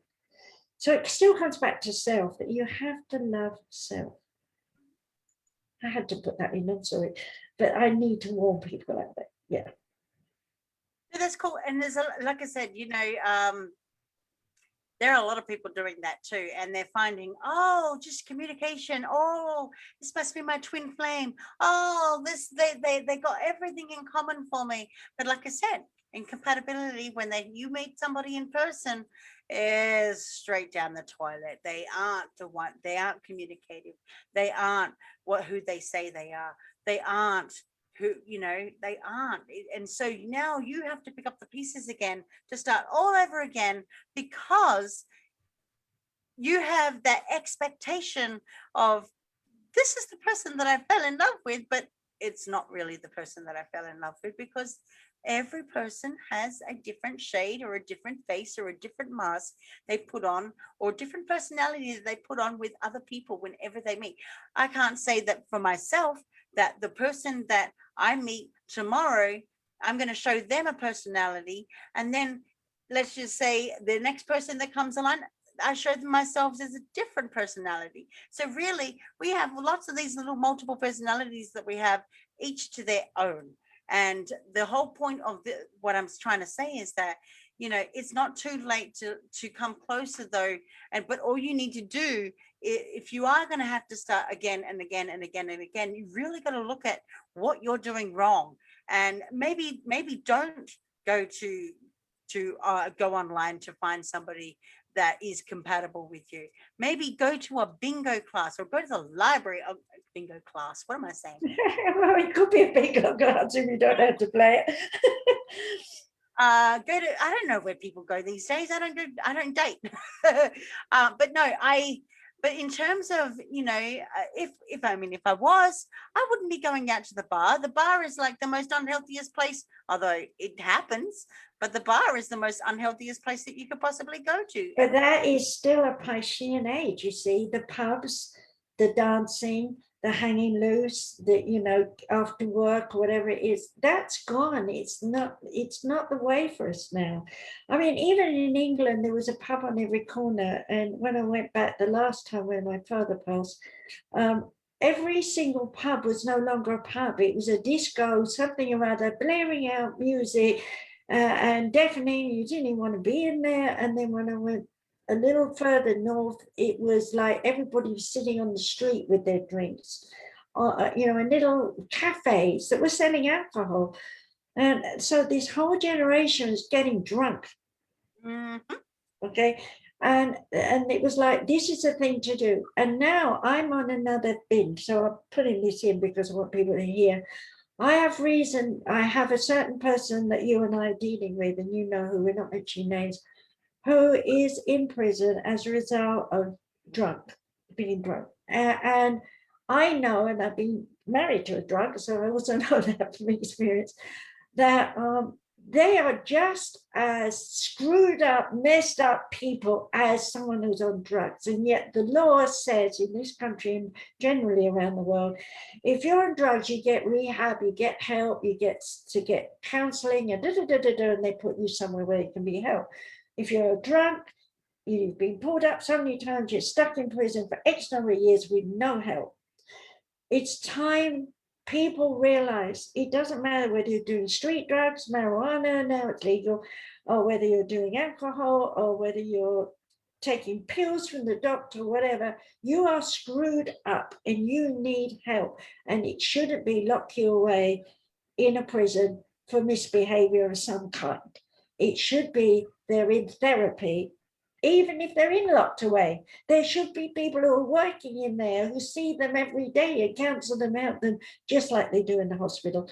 And so I know my younger generation are talking about we need not to fix the national health, we need to restructure it in a way that everybody gets the counseling long before they end up with illnesses and diseases. I mean, I got the Parkinson's disease, remember, from my family and ancestry. It goes man, woman, man, woman. I've got sons, and I wonder if they're developing it because they're getting to that age.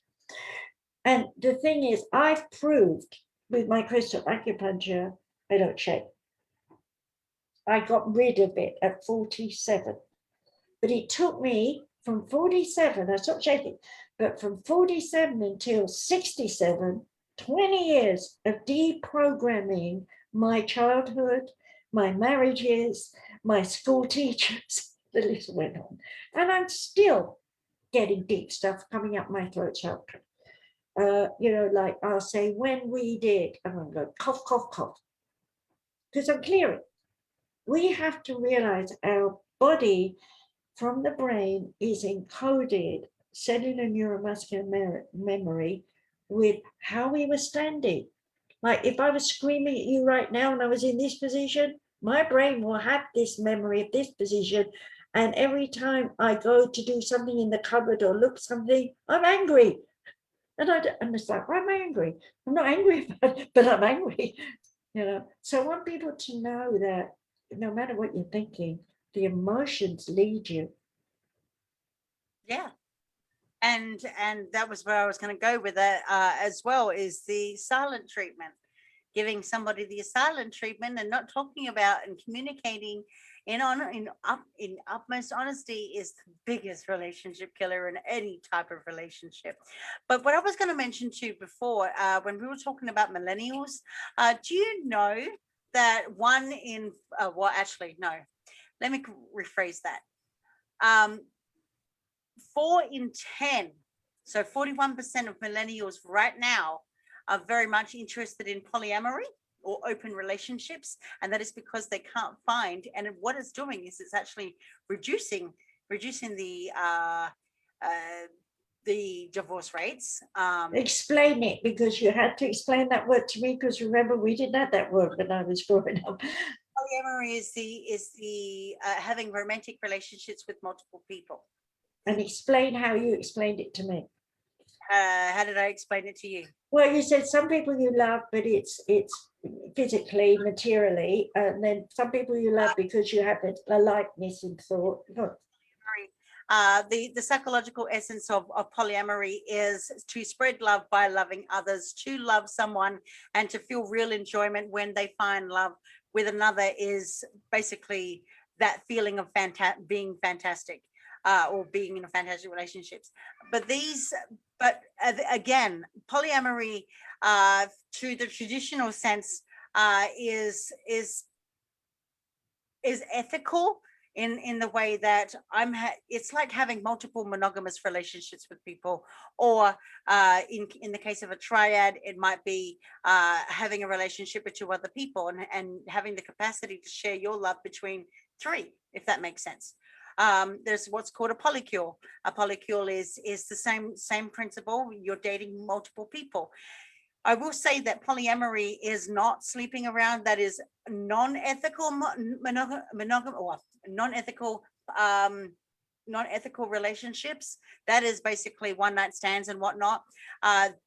Polyamory is actually the formation of ethical relationships, and these are usually, they're not flings. Then flings would last anywhere between up to 3 months, but these are stable relationships. So you got to think about it. Translate monogamy. So let's just say for you and I are in a relationship. We have our relationship, but now I want to experience another part of me in that relationship, whether it be the same sex, whether it would be, I don't know. Psychological, emotional, or physical, or spiritual. It could be all 4. It could be one or the other. Yeah. I am not, so I'm dating one person, but that person, in open, honest communication, knows who I'm going to, I say to them, okay, I'm interested in this other person. Let's talk about this. So I go and date another person, but at no given time is that person unaware of what's going on.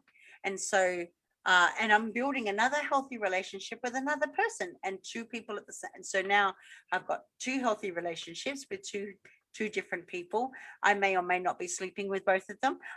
One connection might just be romantic, and the other connection might be intimate. The other connection might be spiritual. It doesn't matter what capacity. It's the fact that and it's not an excuse. It's not an excuse for going out, but you got to remember this. If people think that polyamory is an excuse to cheat, that excuse that it is not cheating if the person is polyamorous, someone who is polyamorous is open to having more than one romantic or sexual partner at the same time. So you're making it all sexual by the core of it, not by other things. So yeah, you can romance or sex. It doesn't really matter at this point. But the reason why I'm saying this is because you got to remember that cheating is never consensual either. But we're going to understand what makes it cheating. So we're going to so you got to kind of look at polyamory from a different angle and say that yes, it's just, in my mind, it's basically multiple monogamous relationships. Okay, so you're saying, to get it straight, you're saying polyamory is the physical side, whoever wants to be together. Panamory is all the other, like mind, heart, emotions, love them in any way, shape, or form for who they are and what they do with you. You're talking about pansexual. Okay, because you're using words that we never heard of. I gave you the definition of polyamory. Okay. Polyamory, again, by definition, is to love someone and feel real enjoyment with somebody, or with somebody. whether it be emotional, whether it be physical, whether it be spiritual, or whether it be mental. Doesn't matter. It's basically multiple monogamous, if you put it into essence, in simple terms, multiple monogamous relationships with other people. But when you say that, are you talking the core of it is sexual, or are you talking like you and I are absolute friends and we're physical, emotionally tied like sisters? So you're talking about any formation, right? Any formation. Yeah. See, we never had a word for that when I was studying. What you were just talking about, pansexual. A pansexual person is someone that, which is obviously me under the classification. It's a pansexual person is somebody that loves anybody regardless of gender. And race and whatever, right? Race doesn't come into it because race is just human. But well, yeah, but you think back to the Persian age, you know, going back 3,500 years, they allowed brother and sister to be king and queen in Egypt because it was to keep the seed holy, you know. And then, of course, we got into forward in history where a man could have his wife and status and so on, but he could have 400 women on the side if he wanted, and she could do likewise with men or whatever. And then we got through that, and then we got religion, and it's like you can't do anything but sneeze and smile behind a tissue and pretend you're flirting and never go any further, you know. So we've gone through all of this, and today, as you said earlier in the show, people are able to be free in loving and find out they're working. But the summation of what I think, something I said that still looms up with me, I'm finished to say, is I think in a way the Japanese, by turning their back on the ancestors and the traditions and having secrets from their parents, I don't agree on, but having 10 years while they work together, save their money, decide on their goals, what they want to do, finally end up getting married, they're ready. They've got to know one another and all the different aspects. And by then, when they get married, they're still not ready to have a baby. So many of the women in Japan aren't having babies until their mid-40s. yeah. Yeah, because they want to be sure that they're going to be right. Okay. What goes wrong, and I've seen it happen many times, and I'm telling people this all over the world because there's so many religions and so much going on that's similar, okay, is the parents come and interfere. Okay, you're married, and so you both got to keep working because you've got to keep us because we're old. So we'll take the grandchild and bring the grandchild up as our own and tell them how they're supposed to behave, like I told my kids. So the mother and father come home to a kid that is not being brought up the way they want. Okay. So it's not working. It's working, but it's not working because we still got the parents clinging to their parents, and that child is getting 2 generations. So I see a lot of issues, and we have a lot of people in that country commit suicide. And just to bring the point home, because I don't want people to just go, oh, it's just Japan. They go to a heavy countryside where there's loads of trees, and they go in there and they starve themselves to death or do pills or whatever. And there's a doctor that goes to that place every 2 years when the leaves will fall, and he'll find as much as 30 to 50 bodies in there. Another thing they do is they have many, many canals, and they jump in, and all the canals go to the ocean. It's freezing cold water. There's no way you're going to survive. Okay, they know they want to end their life. Same as I mentioned in the beginning, someone went over a cliff, you know, in the car. So what I want you to understand, anyone listening, is while we're talking about all this, we also are going to have classes on Samaris Education Center where we're going to talk about the different types of relationships. It's one of the first things that we're going to do on Samaris. And we're building up towards that at the end of this month or next month. We haven't fixed the date yet. We're still, poor Katie's overwhelmed with so much to do. How are you doing on that?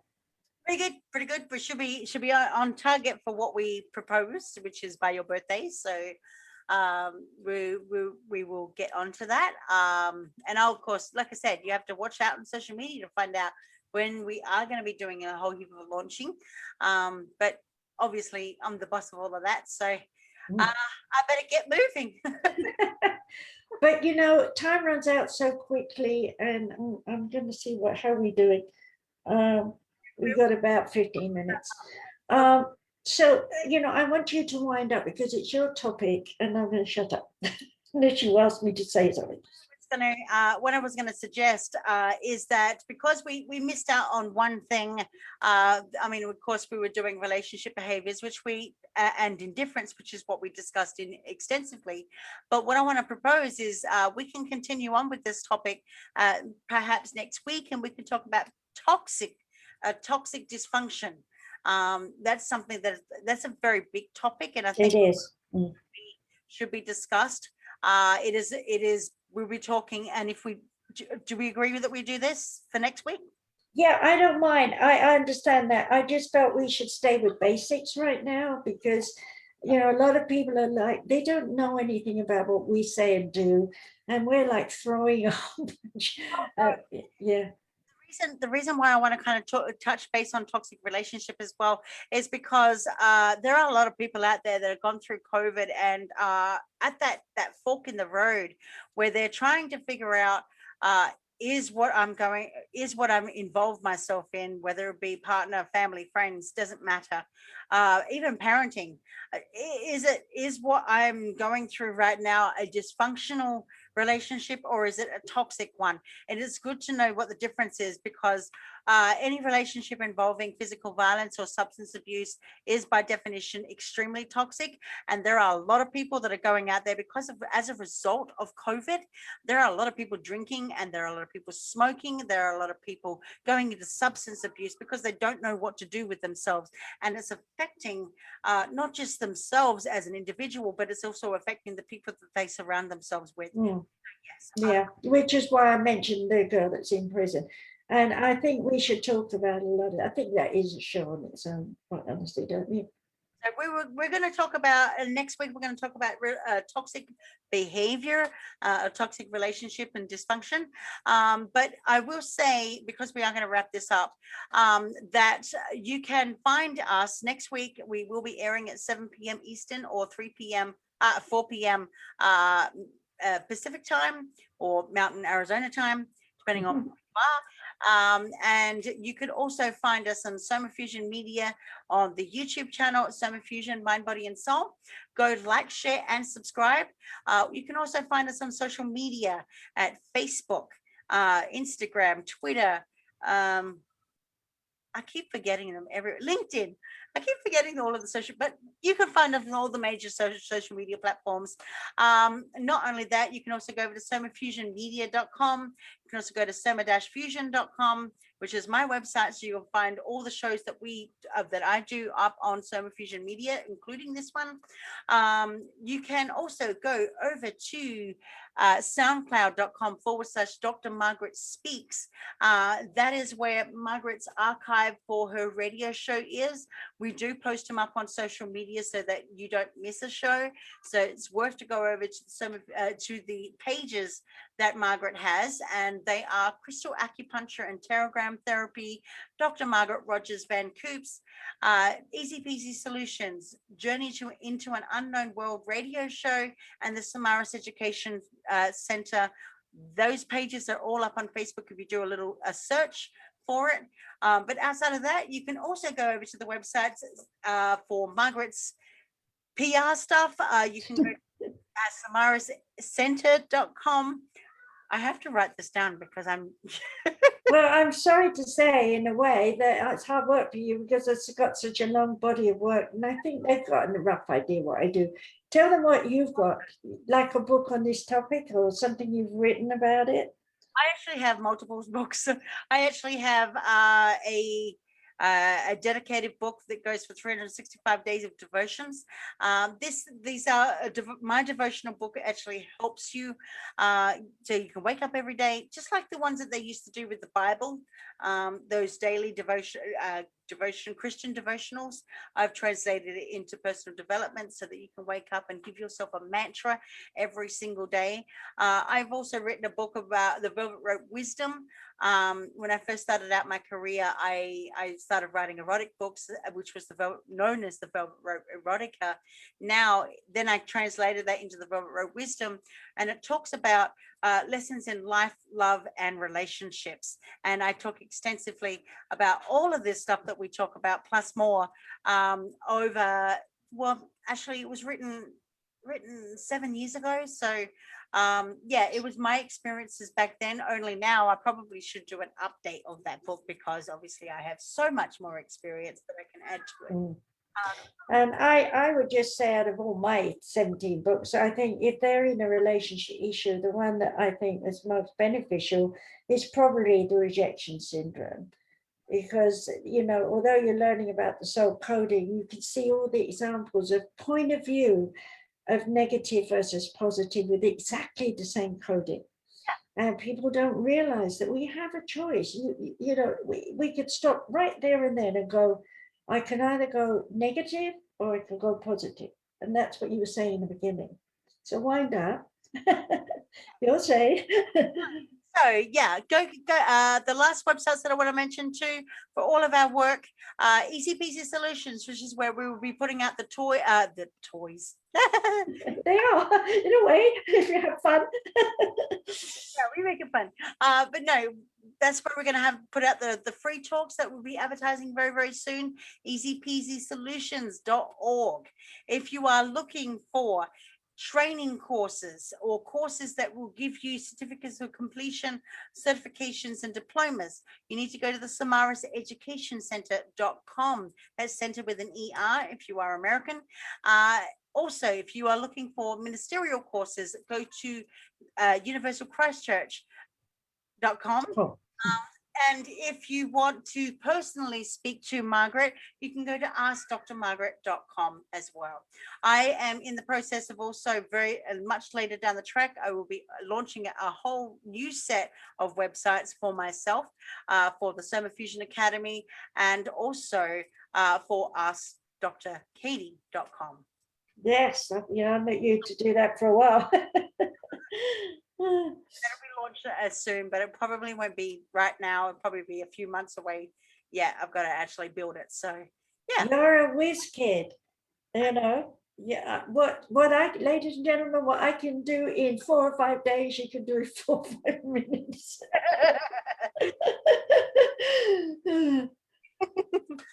Not quite. Well, it seems like that to me. I just wanted to say that any books that you've got, have you got a list of them anywhere that you put out, or are they ebooks? What have you got? I'll be putting up a whole list of stuff. I'll be putting it up on social media so that everybody can see where to find it and all that kind of stuff, with a hope. Nobody will be missing out on anything.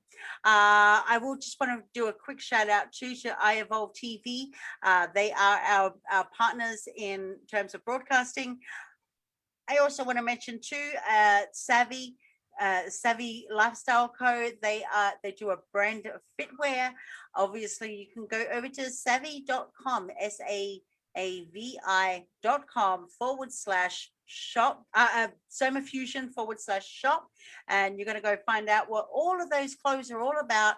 The fitwear, especially for women who are of all sizes, all ages, who are looking for comfort and style in wearing fitwear,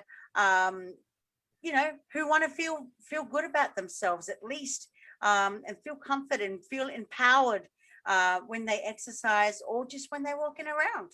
Nothing. That's a valid point, because if you look good, you feel good working out. What woman doesn't like to wear a pair of leggings that hugs their butt? Yeah, especially if they're looking for a date temporarily. Question mark. I've been looking for a date, and I'm still, I still wear my leggings until I think. Yeah, they have some good stuff. Yes, Yeah. They've got beautiful bras, they've got beautiful leggings, they've got beautiful casual wear. I would not miss it for the world. It is, I will tell you that it is high end. And so yeah, if you want quality, you want value for that quality, then yeah, go over to savvy.com/somafusion/shop. And good quality lasts. Unlike the stuff I keep buying from other shops and I'm throwing away in 3 months. Quality is this here is this is a savvy pair of leggings. Oh, I like those. Yeah, nice pattern. These are beautiful. The other thing is too is that with a lot of sports bras too, they actually have the material that, you know, when a bra is like this, they have all of the stretch out, but they don't down, which means that your boobs are lifted up and they stay in one place. They're not, yeah, I found that out with I'm wearing mine. yeah, they're not jiggly. But you can get lots of those leggings. I've got plenty of them, so I like to wear them every single day. That's just me. If not, I'm feminine. I'm wearing dresses. Well, that's the whole point. Be a woman. And for the men listening, be a man. Enjoy not being dominant, but find the soft part. Yeah, I don't know, but the thing with guys is the banana hammock. Okay. I recommend every guy to go do it. That way you don't sit on your nuts. They actually have underwear specifically where you can put your balls and your penis in one little pocket so that you don't have to sit on it. Interesting. Okay, I didn't know that. There you are. See, someone's thinking about you out there. Just because a woman can get comfort doesn't mean a man can't. So there you go.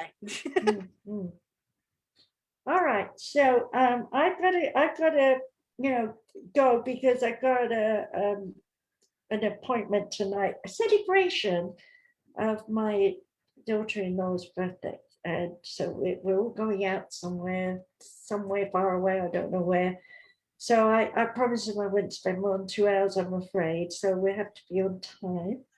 We will finish up. And with that said, we will bid You can go over 5 or 10 minutes. I mean, they're not worried about that yet. we cool. We can finish up. But what I'm saying is that we can bid you adieu. We'll see you next week.